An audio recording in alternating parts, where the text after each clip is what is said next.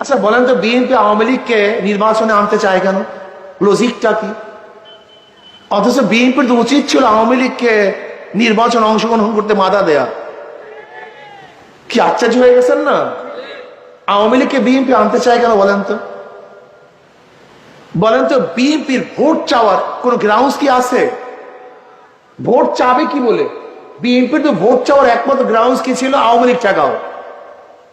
কি নির্বাচনের সময় বিএনপি কি বলে ভোট চাইতো?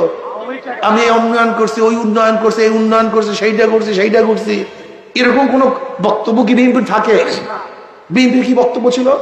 আরে ভাই, টুপি পড়তে পারবে না, দাঁড়িয়ে রাখতে পারবে না, মাদ্রাসা বন্ধ হয়ে যাবে, আওয়ামী লীগ ক্ষমতার মসজিদ বন্ধ হয়ে যাবে, আজান বন্ধ হয়ে যাবে, আওয়ামী লীগকে ঠেকাও, ঠেকাও আওয়ামী লীগ।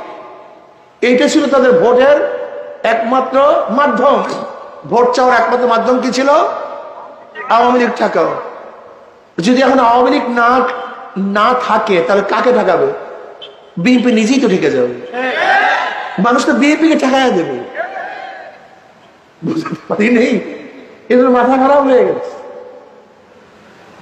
যদি আওয়ামী লীগ নির্বাচনে অংশগ্রহণ না করাতে বিএনপি কে ভোট দেবে কেন মানুষ? আমাকে যুক্তি দেন।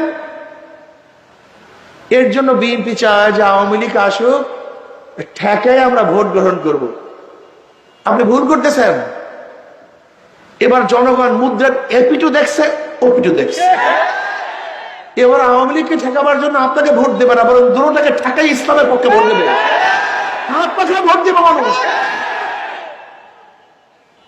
মানুষ মুক্তি চায়, শান্তি চায়, আর রক্ত দিতে চায় না, আর জীবনকে বিসর্জন করতে চায় না, আর আন্দোলন করতে চায় না। কত আন্দোলন করবে, কত সংগ্রাম করবে, কত রক্ত দিবে, কত মায়ের কোল খালি করবে, কত আমার বোনকে বিধবা করবে, কত বাচ্চাদের এতিম করবে।